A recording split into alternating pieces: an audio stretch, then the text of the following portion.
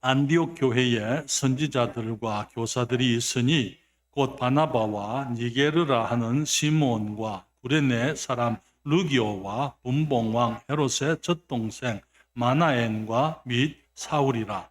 주를 섬겨 금식할 때에 성령이 가라사대 내가 불러 시키는 일을 위하여 바나바와 사울을 따로 세우라 하시니 이에 금식하며 기도하고 두 사람에게 안수하여 보내니라. 아멘. 기도하겠습니다.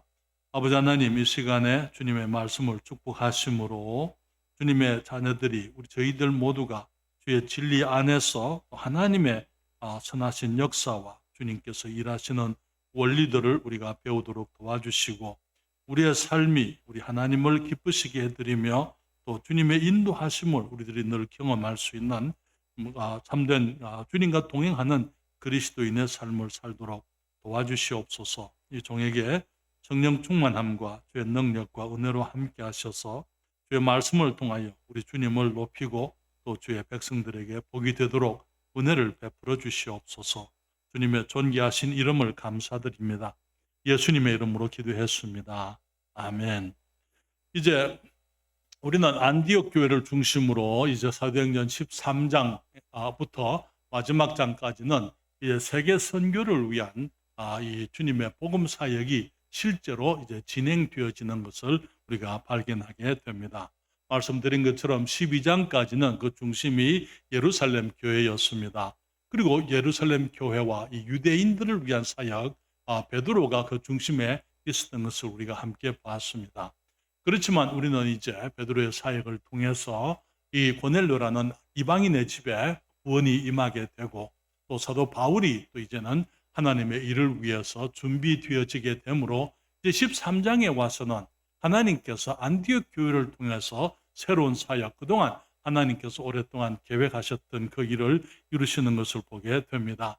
예루살렘 교회는 유대인들을 중심으로 유대인들이 주로 모이는 그런 교회였습니다만은 안디옥 교회는 우리가 이 성경적인 의미에서 신약 성경적인 의미에서 이 안디옥 교회는 이 신약 교회의 표본이다. 신약 성경적인 교회의 표본이다. 그렇게 말할 수 있습니다. 그 이유는 예루살렘 교회는 유대인들을 그 민족적인 그런 이 유대주의를 중심으로 함께 모였다면은 이 안디옥 교회에는 유대인들뿐만 아니라 이방인들이 함께 모여서 참으로 하나님께서 기뻐하시는 교회의 모습이 이루어졌던 것을 보게 되는 것이죠. 예를 들게 되면 13장 1절에 보면 이런 말씀이 있어요. 안디옥 교회에 선지자들과 교사들이 있으니 곧 바나바와 니게르라 하는 시므온과 구레네 사람 루기오와 분봉왕 헤롯의 젖동생 마나엔과 및 사울이라 그렇게 말씀을 했습니다. 여기 보게 되면은 적어도 여기에 있는 사람들 이제 교회의 지도자들이 선지자들과 교사들이 있는데요. 여기는 이 바나바라는 사람이 우리가 잘 알고 있죠. 그렇죠? 예루살렘에서부터 예루살렘 교회의 사도들로부터 파송을 받아서 안디옥 교회의 담임 목사로 지금 와서 섬기고 있는 하나님의 사람입니다. 그런데 그 중에 보면은 그 다음에 나오는 사람들은 몇 가지 특징이 있어요. 니게르라 하는 시므온이다 그렇게 얘기했습니다. 이 니게르라는 그 말은 헬라 말로 껌둥이다 이 말이에요. 쉽게 얘기하면은 블랙, 검은 사람이다. 그러니까 거기에 이미 그 당시에 이 안디옥 교회 안에 이제 물론 흑인들도 유대인이 될 수 있습니다. 흑인들이 유대인이 되지 않는 건 아니에요. 예를 들게 되면 에티오피아에 이 내시가 구원받을 때 그 내시는 검은 사람이었어요. 그렇지만 빌립이 가서 복음을 전하게 되고 그래서 이제 이 내시가 이제는 에티오피아에 가서 복음을 전하게 되는 그런 일이 이미 우리가 함께 생각을 했습니다. 그래서 적어도 이 니게르라는 사람이 유대인이었을 수는 있지만은 그래도 이게 인종적으로는 흑인이었다라는 것을 우리가 볼 수가 있습니다. 구레네라는 것은 이탈리아 앞에 있는 조그마한 섬을 말하는데 그 섬 출신입니다. 그 섬 출신의 구레네 사람 루기오라는 사람이 거기에 교사로서 또 선지자로서 활동을 하고 있었는데 이 루기오도 나중에 우리가 성경을 계속 읽어보게 되면 로마서 16장에 하게 되면은 여기에 이 사도 바울이 로마서 16장 21절에 이제 자기의 동생이다 그렇게 얘기하면 친동생은 아니죠. 그리스도 안에서 그만큼 신실한 사람으로서 이제 이 루기오가 여기서 누기오라 그렇게 말하고 있습니다만 그런 사람 그 누기오가 등장을 하는 것을 보게 됩니다. 그리고는 또 한 사람 재미있는 사람이 마나엔이라는 사람인데요. 이 마나엔은 어떤 사람입니까? 여기에 헤롯의 분봉왕 헤롯의 젖동생이라 그렇게 얘기했어요. 이게 무슨 얘기입니까? 이 헤롯은 이제 이 아버지도 이제 왕이었어요. 이게 특별히 지금 현재 분봉왕 헤롯이니까 어쩌면 헤롯 아그리빠를 얘기하는 것 같은데 여기에 헤롯 아그리빠의 이 젖동생이다. 무슨 말이냐면은요. 친동생은 아닌데 젖을 함께 먹은 사람이다. 그 말에. 그 말은 무슨 말이냐면은 그 어머니가 이 마나엔의 어머니가 궁중에서 이 헤롯의 이 유모였다. 그 말에. 그러니까 거기에서 함께 그 같은 어머니의 젖을 먹고 크면서 함께 성장했던 그런 사람이었다. 그렇게 얘기하고 있습니다. 그러니까 안디옥 교회 보게 되면은 다양한 사람이 이미 예수 그리스도 안에서 이제 거듭나게 되고 하나님께 헌신하게 되고 그들이 주님을 섬기고 교회 안에 지도자들로 활동했는데 그 중에 이 마나엔 같은 그런 이제 이 헤롯 이 그 집안에 가까운 사람들 왕들 이 왕실에 가까운 그런 사람들도 구원받고 지금 교회 안에서 지도자로서 일을 하고 있다 하는 것을 볼 수가 있죠. 그리고 이제 우리가 잘 아는 사울이 거기서 함께 사역을 하고 있었던 것입니다.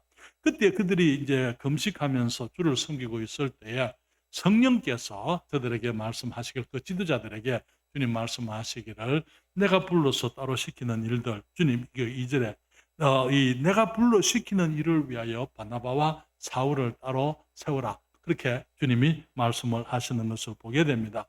그러면서 이제 역사상 처음으로 이제 신약 교회 시대 교회 역사상 처음으로 이제 이 외지에 있는 선교사로서 이제는 이 두 사람을 교회가 안수해서 그들을 파송하는 일을 이제 처음으로 거기서 공식적으로 시작이 되는 것을 보게 됩니다. 그래서 저는 여러분들과 함께 오늘 저녁에 이제 세계 선교의 이 시발 처음에 어떻게 시작되었는지 이제 하나님께서 어떻게 일하셨는지 그 모습을 여러분들과 함께 생각을 하기 원합니다. 첫째로 우리가 생각하고자 하는 것은 그 일은 이 세계 선교는 하나님께서 오래전부터 계획하셨던 것이었다 하는 것입니다.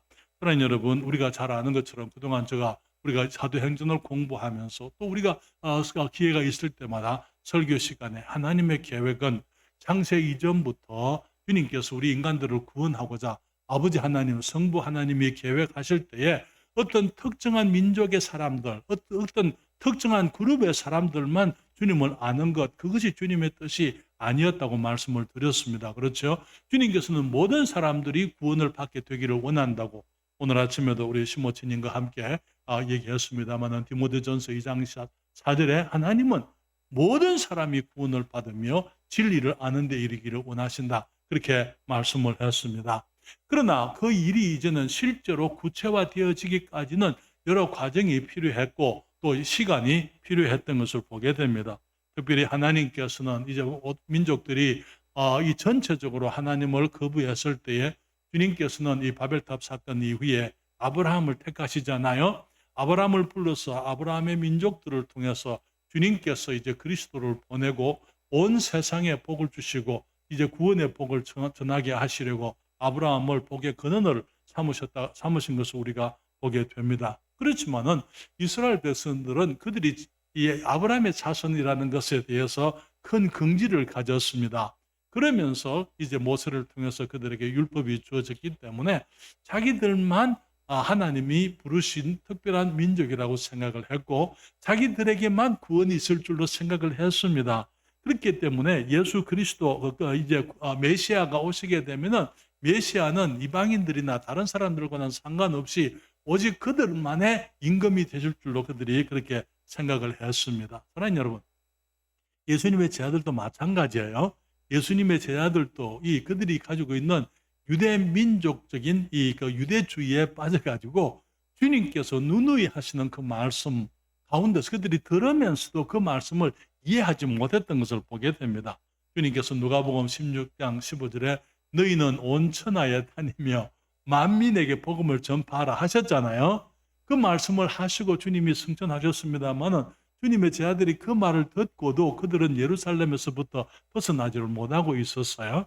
그들이 끊임없이 자기들에게만 그 주님께서 하시는 그 말씀을 이해하지 못하고 하나님께서는 그들만 사랑하시고 이 유대인들에게만 구원이 있을 것처럼 그렇게 기대를 하고 그런 선입견을 가지고 있었기 때문에 그 선입견을 뚫고 하나님의 말씀이 구체적으로 저들에게 임하는 것이 어려웠던 것입니다. 나중에 고넬료 집에서 이제 이 고넬료 가정에 성령이 임하시고 그들에게 그들을 침례 베푸고 하면서 그것을 이제 이 고넬료의 집에 베드로가 갔다라고 이제 예루살렘에 있는 사도들과 유대인들이 비난했을 때에 베드로가 간증을 했잖아요. 거기 이제 요바에 있을 때에 본 이상 환상 중에 그가 이 짐승들을 보았고 자기가 배가 고파서 이제 거기 이 식사 시간을 기다리고 있는데 그 보자기에 온갖 짐승들이 내려오면서 거기에서 하늘에서 소리가 나기를 베드로야 이것을 잡아먹어라. 주님 내게 나는 이때까지 속되고 깨끗이 아니한 것을 먹은 적이 없습니다. 주님 말씀하시기를 하나님께서 깨끗게 하신 것을 네가 속되다 하지 말라. 그 일을 3번이나 경험했잖아요. 그러면서 가이사라에서부터 이제 이 고넬료의 집에 온 사람들이 자기를 찾는 소리를 듣고 하룻밤을 지낸 후에 가이사라에 이 고넬료 이방인 백부장의 집에 갔을 때 거기서 사람들이 기다리고 있었잖아요. 그러면서 이제 복음을 들을 때에 성령께서 임하시게 되고 그들에게 이제 침례를 베풀게 되고 그 사실을 이제 예루살렘에서 얘기를 할 때 그들이 그때 가서 하는 그러면 하나님께서 이방인들에게도 이 회개하는 이거 구원의 길을 주님께서 허락하셨다. 그러면은 그때야 비로소 그들이 그렇다면은 이 구원이 우리들에게만 있는 것이 아니고 이방인들에게도 하나님께서 이 회개의 침례를 이제 기회를 주시고 구원의 길을 열어 주셨다. 주님께서 구원은 회개의 길을 열어 주셨다고 그들이 이제 고백을 하게 되는 것입니다. 여러분 안디옥 교회에 임했을 때도 마찬가지입니다. 여러분 우리가 성경을 보게 되면은 그들이 곳곳에 흩어져서 복음을 전하면서 그들은 항상 유대인들만 찾아갔더랬어요. 거기에 이제 예루살렘에 핍박이 일어나게 되고 교회가 흩어졌을 때에 그들이 사마리아에도 복음을 전하지만은 이제는 이곳저곳 다니면서 복음을 전할 때에 이 유대인들이 그 당시에 전에 말씀을 드린 것처럼 디아스포라 여기에 그들이 바벨론 포로 때 흩어져 버렸기 때문에 돌아오지 않은 유대인들이 너무나 많이 곳곳에 살고 있었기 때문에 그들이 가는 곳마다 회당이 있었다고 말씀을 드렸습니다. 그래서 회당에 가면 유대인들이 있었어요. 그들을 보게 되면 그래서 이 사도행전 11장 19절에 그러잖아요.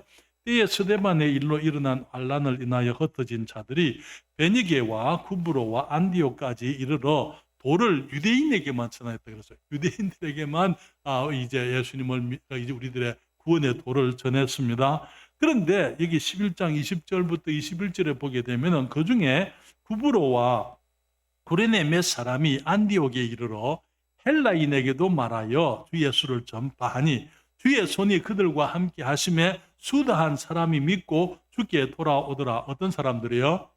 유대인들이 아니고 거기에 안디옥에서 헬라인들이 이제 그 주님의 손이 저들과 함께 하심으로 하나님께서 그들과 같이 하시고 성령께서 그들로 하여금 깨닫게 하시고 그래서 수다한 사람들, 많은 수의 사람들이 주님께로 돌아오게 됐다. 그렇게 말씀을 하는 것입니다.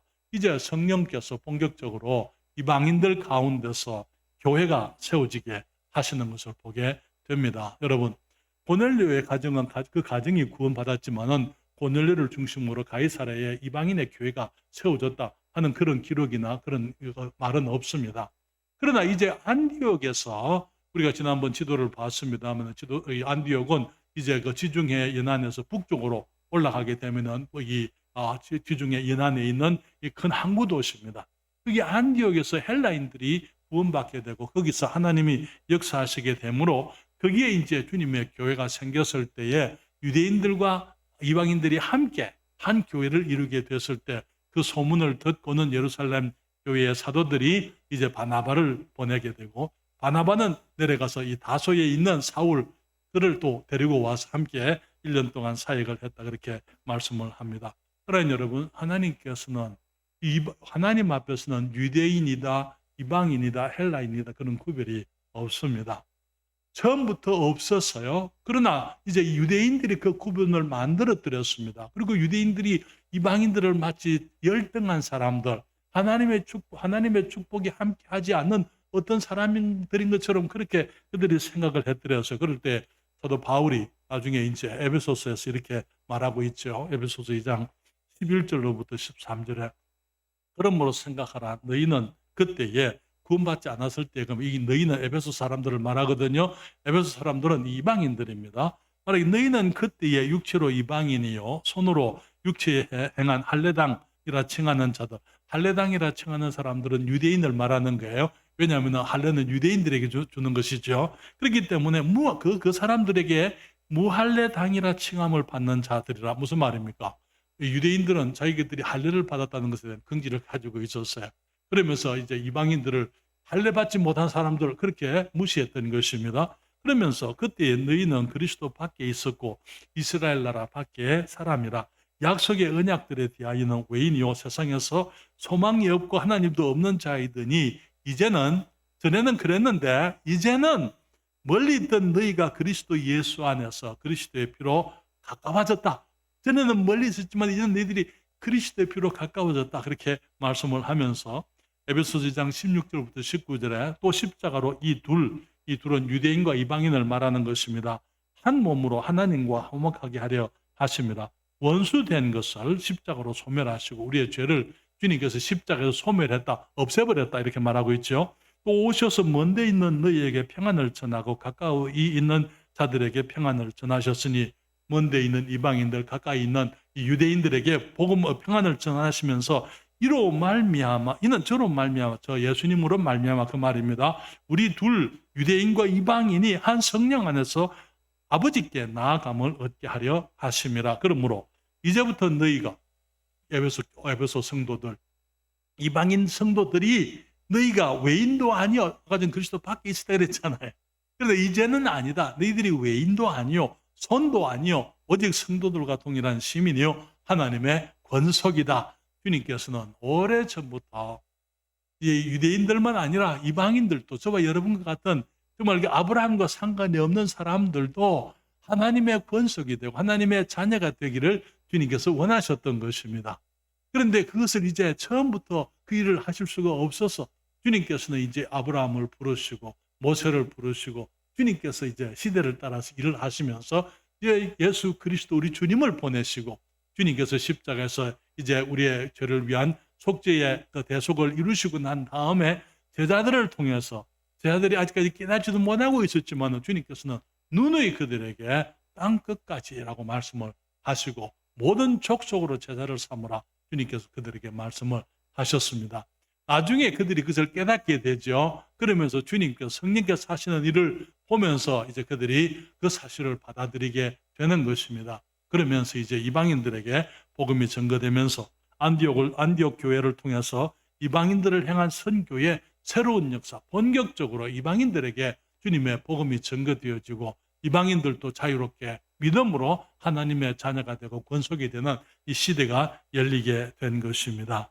여기에 이 일은 누가 하신 겁니까? 하나님께서, 우리가 말씀드리자면 아버지 하나님이 계획하셨고 아들 하나님이 이루셨고 그 다음에 이 우리가 사도행전, 우리가 지금 살고 있는 이 시대를 성령 시대라 그렇게 말하고 있잖아요. 사도행전이라 그렇게 얘기하지만은 성령행전이라고도 말을 하는 것입니다. 왜? 성령님께서 사도들을 통해서 복음이 땅끝까지 전파되도록 역사하신 그 역사의 기록, 그것이 이제 이 사도행전이기 때문에 성령께서 이제 이 안디옥 교회의 지도자들에게 내가 불러 시키는 일을 위하여 바나바와 사울을 따로 세우라 그렇게 말씀을 했습니다. 저는 여러분, 그래서 처음으로 공식적으로 교회를 통해서 선교사들이 파송되게 되는데요. 선교사라고 우리가 일반적으로 얘기하게 되면은 선교사들은 복음을 전하는 사람이면은 다 선교사입니다. 예를 들게 되면은 이제 새로운 지역에서 새로운 교회를 개척하시는 분들이 사실은 선교사예요. 그리고 믿지 않는 사람들을 찾아가서 복음을 전하는 구령자들이 사실은 복음을 전하는 메신저. 그렇기 때문에 그들이 복음을 전하는 그런 의미에서 그들은 다 선교사입니다.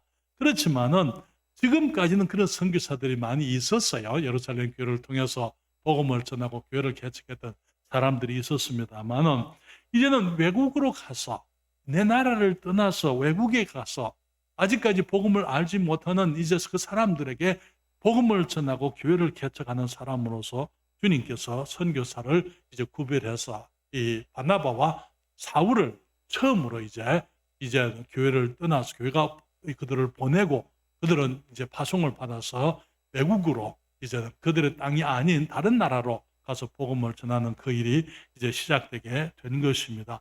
그러나 여러분, 오늘날 우리 선교사들에 대해서 우리들이 기억해야 될 것은 선교사들은 혼자서 선교사가 될 수가 없어요.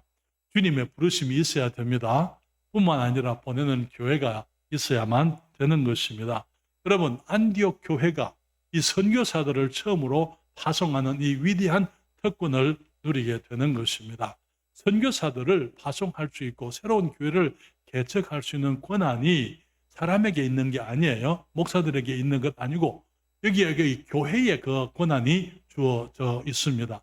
여러분, 마태복음 28장 18절부터 20절에 보면은 예수님께서 제자들에게 오셨는데 그 제자들은 지금 이제 주님의 첫 제자들이지만은 예루살렘 교회를 말하는 것입니다.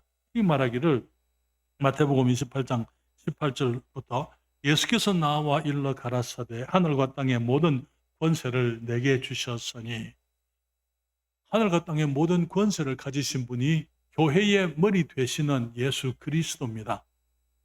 그러므로 그러므로 내가 이 모든 권세를 가졌기 때문에 그러므로 너희는 가서 모든 권세를 가지신 권위가 있는 우리 주님께서 교회에 권위를 주시면서 교회에게 이제 사람들이 모든 족속에게 나가서 제자를 삼으라 그렇게 말씀을 하시고 아버지와 아들과 성령의 이름으로 침례를 주고 내가 너희에게 분부한 모든 것을 가르쳐 지키게 하라. 그러면서 주님 말씀하시기를 볼지어다 내가 세상 끝날까지 너희는요 이게 제자들을 말하는 것이 아닙니다. 왜냐하면 만약에 제자들이 예수님이 제자들과 함께 세상 끝날까지 있기 위해서는 제자들이 지금도 죽지 말고 있어야 되겠죠. 그렇죠. 그렇기 때문에 여기서 말하는 너희는 교회를 말하는 거예요. 내가 교회와 세상 끝날까지 함께 있겠다 그렇게 말씀을 하십니다. 그래서 이제 교회가 그 권위를 가지고 있는 것입니다. 그래서 그 교회가 이제는 사람들이 하나님의 인도하심을 따라서 이제 사람들을 안수해서 이제는 하나님의 사람들을 이제 그 선교사로 파송하게 되는 것이죠. 저는 이제 미국에서 거기가 이 한인 교회를 개척을 하고 일을 하다가 주님께서 그냥 하루아침에 한 번도 이전에 생각도 못하던 그 말씀을 제게 하신 거예요. 한국으로 나가라고, 선교사로 가라고 주님께서 이렇게 말씀했을 때에 그 말씀을 확인하기 위해서 이것이 주님이 하시는 말씀이냐 아니면 다른 어떤 내가 혹시 거기서 어떤 한국에 대한 어떤 그리움 때문에 한국으로 나가고 싶은 건지 그것을 확인해야 될 필요가 있었어요. 그래서 이제 여러 목사님들과 상담도 하고 결국은 이제 마지막에 저의 담임 목사님이신 지금 우리 리버뷰 침례 교회의 페이슬리 목사님하고 상의를 했을 때에 그분이 목사님 거기서 이렇게 내게 이런 갈등이 있고 이렇게 지금 주님께서 인도하시는 것 같습니다. 목사님 어떻게 생각하십니까? 목사님 말씀하시기를 주님께서 그렇게 하시는 것 같다고. 그때 이제 제가 목사님께 그렇게 부탁했어요. 그 교회가 1987년도에 저를 미국으로 불렀거든요. 그래서 이제 그러면 이제는 당신들이 나를 미국에 오게 했으니까 이제는 한국으로 보내주세요. 파송해 주세요. 그렇게 하시겠다 그렇게 얘기했어요. 그래서 2013년도에 저희들이 한국에 나오기 전에 이제 우리 본교회로 돌아가서 거기에 이제 우리 목사님들이 여러분이 계십니다. 또 집사님들 같이 이렇게 다시 안수를 하는 거죠. 안수를 해서 이제 저희들을 한국으로 보낼 때에 미국의 워싱턴주 패스코시에 있는 리버뷰 침례 교회의 권위로 우리를 한국으로 보내주셨어요. 그리고는 우리가 한국에 와서 지금까지 그 교회의 권위로 교회들을 개척하고 사역을 해왔습니다. 우리 교회는 지금은 독립교회입니다. 우리는 조직이 되었습니다. 대평성서 침례교회는 지금 독자적인 권위를 가지고 있는 교회입니다만은 그러나 이 교회의 어머니 교회는 바로 미국에 있는 이 리버뷰 침례 교회가 바로 우리 교회의 어머니 교회인 것입니다. 그래서 주님께서 하나님의 이 사람들을 부르시고 보내실 때는 거기에 질서가 있어요. 거기에 하나님께서 사람들을 부르시고 주님께서 이제 그 교회를 통해서 사람들을 파송하게 되어져 있습니다. 교회의 권위를 가지고 하나님의 사람들이 나가서 일하게 될 때에 이제 교회의 권위로 새로운 교회를 이제 이룰 수가 있는 것이죠. 하나님께서 첫 선교사들을 이제 파송하신 이것은 오래전부터 주님께서 계획하셨던 것이 이제는 구체화되면서 새로운 단계의 사역으로 접어들게 된 것을 보게 됩니다. 그런데 우리는 두 번째로 생각할 수 있는 것은 그 일을 위해서 하나님께서 일꾼들을 미리 부르고 준비하셨다는 것입니다. 우리는 사울이 어떤 사람인지 잘 알고 있습니다. 그렇죠? 스데반 집사가 돌에 맞아 죽는 그 순교의 그 일을 누가 주장했습니까? 사울이 주장했잖아요. 그렇죠? 그리고는 이제 그가 다메섹까지 그리스도인들을 붙잡으러 가다가 예수님을 만나지 않습니까? 그때 이제 다메섹 도상에서 주님을 만났을 때에 그때 이제 아나니아에게 이 집가 거리에 있는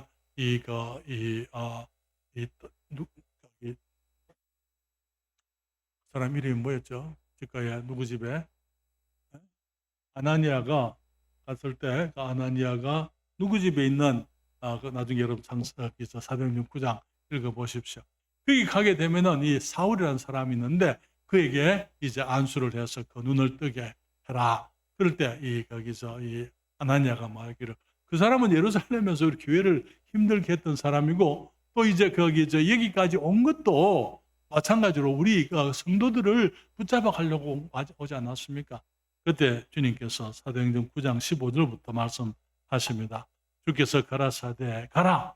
이 사람은 내 이름을 이방인과 임금들과 이스라엘 자손들 앞에 전하기 위하여 택한 나의 그릇이라. 그가 내 이름을 위하여 해를 얼마나 받아야 할 것을 내가 그에게 보이리라 하시니. 여러분, 주님께서 이 사울을 부르실 때에 주님께서 이미 사울을 부르실 때 어떻게 사용하시겠다라는 계획이 있었습니다. 그 계획 중에 말하기를 이 사람은 내 이름을 이방인과 또 임금들과 이스라엘 자손들 앞에 전하게 하기 위하여 택한 나의 그릇이다. 그런데 그 일을 하기 위해서 그가 내 이름을 위하여 해를 얼마나 받아야 할 것을 내가 그에게 보이리라. 사울은 예수님께서 그가 핍박하던 예수님께서 구세주인 것을 깨닫고 난 이후에 곧장 이제 사람들에게 복음을 전하기를 시작했어요. 다메섹에 있는 유대인들에게 복음을 전하게 되고 또 사람들에게 복음을 전하는 이제 주님의 증인이 됐을 때에 그는 수 없는 바울과 같이 많은 고초를 겪은 사람들이 그렇게 많지 않습니다. 결국 그는 나중에 가서는 바로 황제 앞에서 서게 되고 거기에서 복음을 전하게 되고 로마의 시위대 왕궁에 있는 감옥에 그가 있으면서 거기 있는 많은 사람들에게 복음을 전하게 되고 결국은 그는 스페인까지 갔다가 다시 와서 두 번째 붙잡혔을 때 그는 목이 참수를 당하는 그 순교를 당하게 되는 것입니다. 여러분, 주님께서 사울을 이제 주님께서 사람들을 장차 주님이 하실 일을 위해서 미리 주님께서 사람들을 준비하시는 것을 보게 됩니다. 그 악한 핍박도 하나님을 반대하던 그 사람을 주님의 은혜로 그를 부르시고 주님의 능력으로 그를 변화시키시고 하나님께서 그를 주의 영광을 위하여 주님의 계획을 위해서 사용하시는 것을 보게 됩니다. 여러분, 바나바는 어떤 사람입니까? 바나바는 예루살렘 교회의 신실한 지도자들 중에 한 사람이었잖아요. 그는 정말 그의 이름 바나바는 본명이 아니에요. 바나바의 본명이 뭔지 아십니까? 바나바의 본명은 요셉입니다. 근데 이제 그 사람이 하는 것이 너무 어려운 사람들을 돌아보고 힘든 사람들을 격려하고 이제 상담을 해주고 또 이제 자기가 가지고 있는 재산들을 팔아가지고 나그네 그리스도인들을 위해서 헌신을 하게 되고 그러니까 이 사도들이 이 요셉에게 주신 별명이 바나바예요. 바나바, 격려자다 이 말에 위로자다 그런 의미가 있습니다. 다른 사람들을 세우는 사람이다. 그렇기 때문에 이 바나바는 정말 여기 앞에서 나중에 우리가 이제 공부를 해보면 이 사울은 적극적인 사람이어서 앞에서 나가는 지도자였습니다. 바나바는 그런 사람은 아니었어요. 그렇지만 희생적으로 뒤에서 돕는 그런 이제 하나님의 사람이었던 것입니다. 하나님 여러분, 여기에 우리들이 기억해야 될 것은 하나님께서 다양한 사람들을 불러서 주님의 영광을 위해서 사용하신다는 것입니다. 그런데 우리들의 문제는 뭐냐면은 마치 내가 누구처럼 되어야 주님이 쓸 것처럼 생각을 하는 거예요. 여러분, 바울은 한 사람이면 족하고 한 사람밖에 없습니다.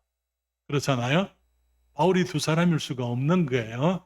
그런데 많은 경우에 사람들이 내가 마치 어떤 다른 성경에 나오는 어떤 인물처럼 비교해서 그러지 못하니까, 내가 그렇지 못하니까 마치 하나님이 나를 쓰실 수 없을 것처럼 그렇게 생각하는 사람들이 많이 있습니다.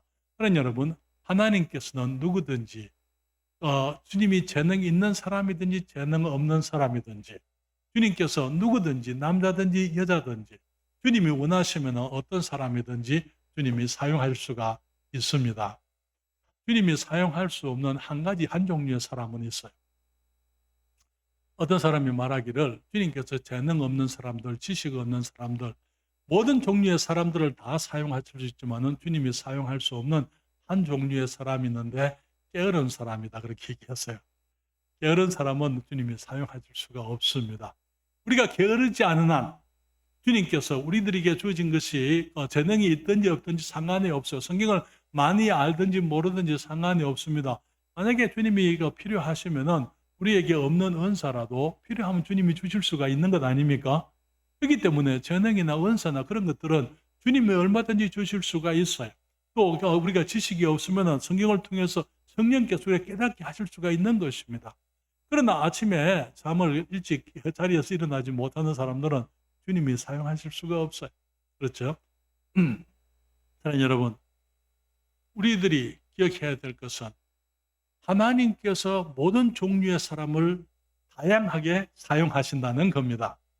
그렇기 때문에 우리 모두가 이제 지금 무언가 이 하나님께서 앞으로 하시려고 하시는 그 일들을 위해서 지금 우리 모두는 준비되어지고 있는 과정 속에 있다라는 것이죠. 여러분, 사울이 구원받고 당장에 선교사가 되었습니까? 아니요. 사울은 구원받고 난 다음에 그는 정말 어려운 일을 많이 겪었어요. 안디옥에서 복음을 전하다가 거기에서 도망쳐 나왔잖아요. 그렇죠? 이 안디옥이 아니고 다메섹에서 그가 이제 그 임금이 사울을 잡아 죽이려고 하니까 광주리를 타고 도망을 치잖아요. 예루살렘에 가니까 제 아들이 전부 사도들이 사울이 구원받았다는 그 사실에 대해서 회의적이었어요. 왜? 전에는 그렇게 악하게 이제 그 교회를 핍박하던 사람이 갑자기 이제 같이 이제 예수님을 믿는다, 증인이다, 주님을 증거한다. 그러니까 믿으려고 하지 않았었습니다. 그러면서 이제 결국은 이제 바나바가 이제 바나바가 이 사도들을 만나서 그들이 이제 교제를 하게 되지만은 그래도 이 사울은 온전히 받아들여지지를 않았기 때문에 그는 고향으로 가서 혼자 있었던 것입니다. 다소로 가서 외로운 시간을 보내고 있을 때에 그때 이제 바나바가 안디옥에서 그를 불러와서 함께 사역을 하게 되고 지금 이제 선교사로서 주님께서 이제 안수해서 보내시는 그 일들이 이루어지게 되는 거죠. 그 과정 속에 우리는 바울의 그 아픔이나 고통을 우리가 이해할 수가 없어요. 사랑하는 여러분, 하나님께서는 우리 모두를 여러 가지 일들을 통해서 지금 현재의 모습을 우리들이 가지도록 주님께서 일을 하셨습니다. 왜 그렇습니까? 앞으로 우리가 해야 될 일이 있기 때문인 것입니다. 사랑하는 여러분, 목포교회에서부터 나와서 우리 거제도에 개척을 하게 되고 수원에 개척을 하게 되고 미국에서 사역을 하게 되고 그 모든 과정, 그리고 미국에서 이제 26년 후에 한국으로 나오게 되는데 이 모든 과정을 통해서 주님께서는 저와 저의 아내를 준비해 주셨어요.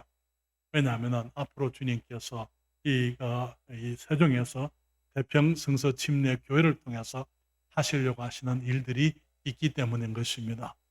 그리고 또 마찬가지로 우리 집사님, 김자매, 우리 모든 성도들도 마찬가지예요. 지금까지 하나님께서 우리를 훈련하시고 우리를 빚어주시고 준비하셨어요. 그렇죠? 왜? 그리고는 우리가 함께 만나도록 하셨잖아요. 왜? 앞으로 우리가 함께 주님의 영광을 위해서 하게 될, 또 하기를 원하시는 복된 일들이 있기 때문인 것입니다. 여러분, 솔직하게 말씀을 드리면요, 체력이 전과 같지는 않아요. 주일날 저녁이 되면은 제가 목에 힘이 빠집니다. 옛날에 그런 법이 없었어요. 최근에 와서 그걸 이제 내가 느끼는데요. 여러분, 10년 전에 제 사진을 봅니다. 그리고 지금 내 모습을 보게 되면 많이 변했다 생각이 돼요. 그렇지만은 10년 전에 10년 전으로 내가 돌아가고 싶으냐? 그렇지를 않아요. 왜? 10년이라는 세월을 통해서 하나님께서 나의 삶 속에 일해 오신 것들이 있기 때문에 지금이 그때보다 내가 더 낫다. 그렇게 스스로 생각을 하고 있는 것입니다. 그러나 여러분, 우리들이 기억해야 될 것은 우리 하나님의 성령께서 우리의 삶을 인도하고 계신다는 사실이죠. 그리고 지금까지 인도하시는 하나님께서 이제 우리가 함께 모이게 하시고 정말 바나바와 사울을 구별해서 이제는 선교사로 보내셨던 그 주님께서 우리가 이곳에 함께 해서 함께 주님의 일을 하게 주님께서 구별해 놓으셨다는 것입니다.